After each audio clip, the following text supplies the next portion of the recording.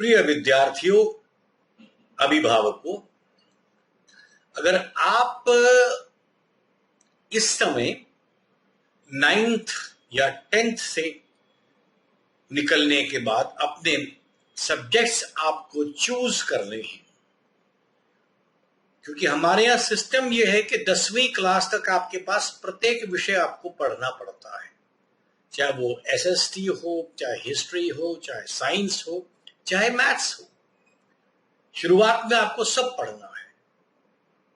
अब जब हम 11th या 12th में जाने वाले होते हैं, बेसिकली 11th में जाने वाले होते हैं, तब हमें अपने सब्जेक्ट्स को चुनना पड़ता है। मोटा मोटी 2-3 हमारे पास स्ट्रीम्स हैं।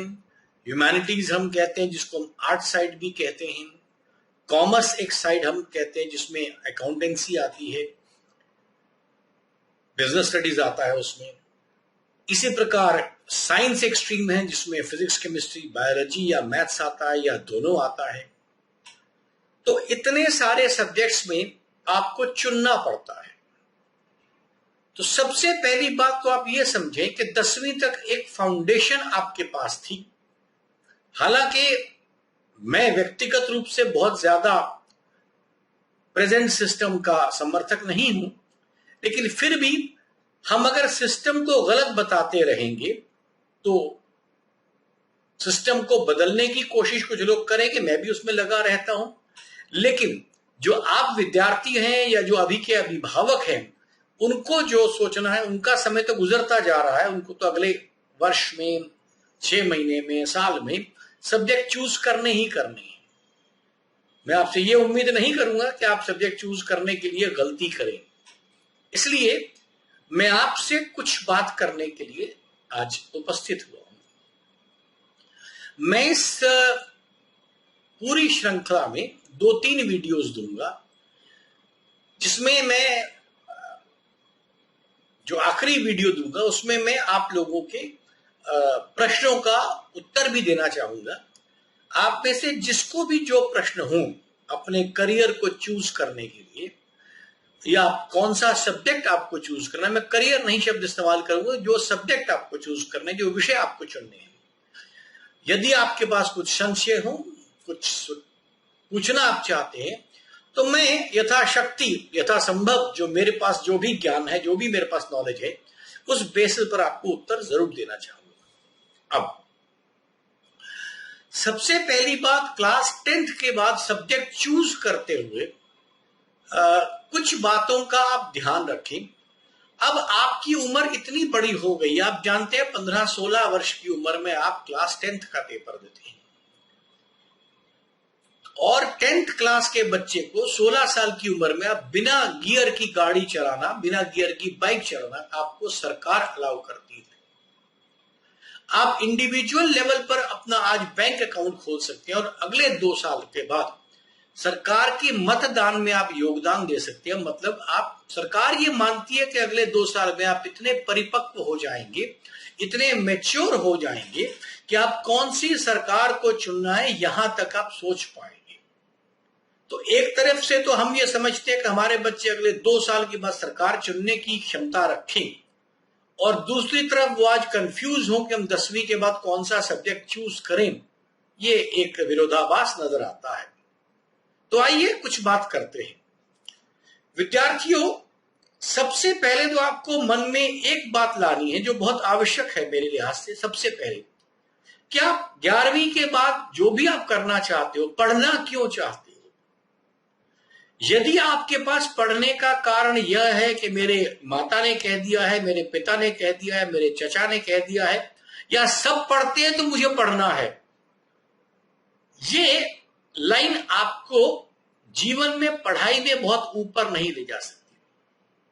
आपको तय खुद करना है कि आपको पढ़ना क्यों है, इस पढ़ने से आपको क्या फायदा है। देखिए, हम कोई भी काम करते हैं तो सबसे पहले सोचते हैं इससे क्या होगा, मतलब इससे मुझे क्या लाभ होगा। गलत भी नहीं है, हमें सोचना भी चाहिए, क्योंकि कोई ऐसा काम अगर आप करते रहें जिससे आपको फायदा ना हो, उसको भी आप कहेंगे ये आपने व्यर्थ में वो काम किया, अपनी ऊर्जा माने एनर्जी का आपने नुकसान किया। तो पहला सवाल आप अपने आप से पूछिए, आप पढ़ना क्यों चाहते हैं। एक कॉमन सी लाइन बच्चों से सुनने को मिलती है, हम कुछ बन जाएंगे। अब ये कुछ बन जाएंगे क्या होता है? कुछ बन जाएंगे। कई बार आप रेस्टोरेंट में जाइए, आपके मित्र आपके साथ है, पूछिए यार क्या खाओगे, कहता कुछ भी खा लेंगे। आप किसी रेस्टोरेंट में कुछ भी नाम की कोई डिश नहीं होती, आपको बताना पड़ेगा आपको पनीर खाना है, दाल खानी है, चिकन खाना है, मटन खाना है, सब्जी खानी है, डोसा खाना है, बताना पड़ेगा ना। कुछ भी से गुजारा नहीं चलेगा। क्योंकि अगर आप कहीं जा रहे हैं, अपने पैसे को खर्च करके कुछ खा रहे हैं, तो कम से कम ये उम्मीद की जाती है कि आप किसी वजह से वहां पर अपने खाने को कम से कम इंजॉय करने जाए। कम से कम आप ये समझिए, अगर आप स्वास्थ्य का ख्याल भी नहीं कर रहे हैं, लेकिन इस समय ये जरूरी है आप कम से कम उस भोजन को एंजॉय कर सके। जी मैं यहाँ आया हूं, 2 घंटे आराम से भोजन करना चाहता हूं, स्वाद से खाना चाहता हूं। अब आप कहिए, इस स्वाद को पाने के लिए, इस वातावरण को, इस एम्बियंस को पाने के लिए कौन से रेस्टोरेंट में आप जाएंगे, कौन सा खाना खाएंगे, क्या आपको स्वाद लगता है? आपको कुछ तो फैसला करना पड़ेगा ना। आप किसी रेस्टोरेंट में जाकर ये नहीं कहते मुझे कुछ भी दे दो। इसी प्रकार जब आपने विषय को चुनना है, तो आपको सबसे पहले सोचना है कि आप पढ़ना क्यों चाहते हो। कुछ बन जाए, कुछ क्या बनना चाहते हो? कुछ तो ठीक है, पर कुछ क्या बनना चाहते हो? इसके लिए सबसे पहले आप अपने आप से 2 सवाल करें। सबसे पहला सवाल कि मैं अपने आप को आज से 10-15 साल बाद कहां देखता हूं। जब आपको लगेगा 10-15 साल के बाद मैं यहां देखता हूं, तो मुझे उस रास्ते को चुनने में आसानी होगी। हां, मैं चाहता हूं कि 15 साल के बाद मेरे पास मैं किस प्रकार का काम करूं। बहुत से लोग मेरे इस प्रश्न का उत्तर इस प्रकार देते हैं, जी मैं चाहता हूं 10 साल बाद मेरे पास गाड़ी हो, मेरे पास मकान हो। ये एक फाइनेंशियल गेन हो गया, लेकिन आप काम कैसा करोगे? आप पेड़ के नीचे बैठकर कुछ प्रकृति के साथ करना पसंद करोगे, बंद कमरे में कुछ करना पसंद करोगे, घूमते हुए जाते हुए कुछ करना पसंद करोगे? ऐसी चीजें आपको सोचने, कुछ खेलते हुए आनंद लेना पसंद करोगे, कंप्यूटर के आगे बैठकर कुछ काम करना पसंद करोगे, आप अपने नीचे 10-12 लोगों को साथ काम करवाना पसंद करोगे, आप चाहोगे आपके ऊपर कोई बॉस है वो बताता रहे, आप सिर्फ उतना ही काम करना पसंद करोगे। ये सारी बातें आपको पहले सोचनी पड़ेगी। और अगर आप इतनी उम्र हो चुकी है, 15-16 साल के आप हो चुके हैं, आपके घर में परिवार में माता पिता है, भाई बहन बड़े होंगे, तो आपको समाज में उनको देखिए, उनका जीवन क्या है। आप किसे पूछ सकते हैं कि मुझे यार आपकी प्रोफाइल क्या है, आप क्या करते हो। डॉक्टर से आप पूछेंगे क्या करते हो, आप किसी स्पेशलिस्ट से पूछोगे क्या करते हो, डॉक्टरों में बात कर रहा हूं, वो कहेगा मैं सर्जरी करता हूं, मैं फिजिशियन हूं, मैं स्पेशली कार्डियक चीज को देखता हूं, मैं घुटनों को देखता हूं, मैं ऑर्थोपेडिक हूं, मैं पीडियाट्रिशियन हूं। अब आप सोचो, मान लो पीडियाट्रिशियन है, एक डॉक्टर ने समय के साथ अपने लिए पीडियाट्रिशियन का कोर्स ले लिया। पीडियाट्रिशियन का मतलब चाइल्ड विशेषज्ञ, बच्चों के जो डॉक्टर होते हैं। अब आपको पता है बच्चा चिकित्सक के पास आएगा तो रोएगा, तकलीफ में भी होगा, उसको इंजेक्शन देने होंगे, दवाई कड़वी कभी पिलानी होगी तो वो रोएगा भी।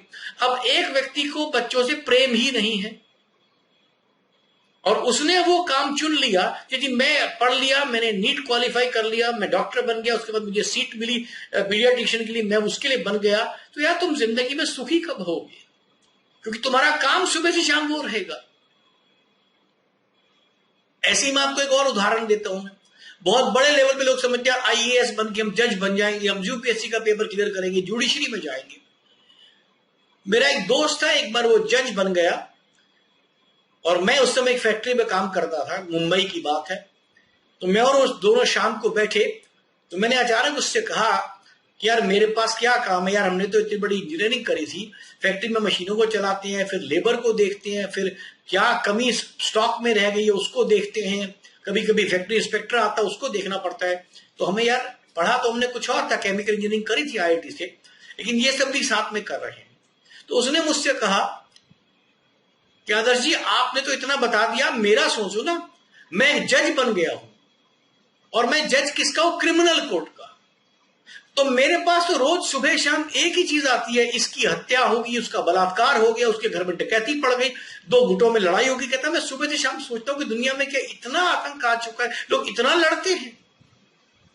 अब वो व्यक्ति जो शांति प्रिय है, भले ही आईएएस कर ले, भले ही जज की जुडिशरी में पहुंच जाए, लेकिन अगर जब वो इनको रोज देखे तो क्या वो स्वयं खुश रहेगा? तो सबसे पहली चीज आपको ये ढूंढनी है, आप कितना खुश होना चाहते हैं, आप किस काम में खुशी होगी। रही बात पैसे की, हाँ ठीक है, एक एम ये भी होता है कि मैं एक अच्छे लिविंग स्टैंडर्ड को जी सकूं, लेकिन अच्छे लिविंग स्टैंडर्ड के साथ ये भी बहुत जरूरी है, आप इस बात को स्टडी करें कि अच्छा लिविंग स्टैंडर्ड हर काम से आएगा, वो बाई प्रोडक्ट है। एक रेस्टोरेंट चलाने वाला भी बहुत बड़ा पैसा कमा लेता है, एक डॉक्टर भी पैसा कमा लेता है, बहुत प्रकार के आपको प्रोफेशन मिलेंगे जिनमें लोग पैसा कमा लेते हैं, दुकानदार भी पैसा कमा लेता है, मतलब हर लाइन का आदमी पैसा कमाता है। लेकिन ऐसा पैसा कमाना जिसमें आपको सुख मिले, खुशी मिले, उस काम को आपको अपने अंदर डालना है। तो इसको सबसे पहले सोचिए कि आप पढ़ना क्यों चाहते हैं। आपके पढ़ने का पहला एम कि मैं अंत में सुखी होना चाहता हूं, और मैं सुखी कैसे होऊंगा, आपको ये समझना पड़ेगा। जिस समय आप इस बात को समझ पाएंगे मैं सुखी कैसे रहूंगा, अब लाइन चुनने की बारी उसमें आती है, और फिर लाइन चुनने के बाद फिर सब्जेक्ट की बारी आती है। साथ में मैं ये भी कह दूं, जिस लाइन को आप चुने, जिस सब्जेक्ट को आप चुने, उसमें जा करके आप जरूरी नहीं कि उस मुकाम तक पहुंचे, कुछ और मुकाम आपके लिए हो सकता है रास्ते में मिल जाए आप, लेकिन फिर भी एक तैयारी मन में करनी पड़ती है, एक प्लानिंग तो करनी पड़ती है। तो आप कैसी जिंदगी जीना चाहते हैं, किस प्रकार से आप सुखी होते हैं, आप उसको अपने जीवन में सबसे पहले क्या में टटोलिए, और फिर उसके लिए संबंधित प्रोफेशन को चुनना फिर आपका एम बनेगा, और उसके बाद ये एम बनेगा उसके लिए आपको कौन से सब्जेक्ट्स चुनने हैं। हम लोग कई बार विपरीत चल पड़ते हैं, नंबर अच्छे हैं साइंस ले लो, नंबर अच्छे हैं इंजीनियरिंग कर लो, नंबर ठीक है कॉमर्स ले लो, अरे तेरे तो नंबर आई नहीं, तू तो आर्ट्स ही कर सकता है। ये गलत बात है।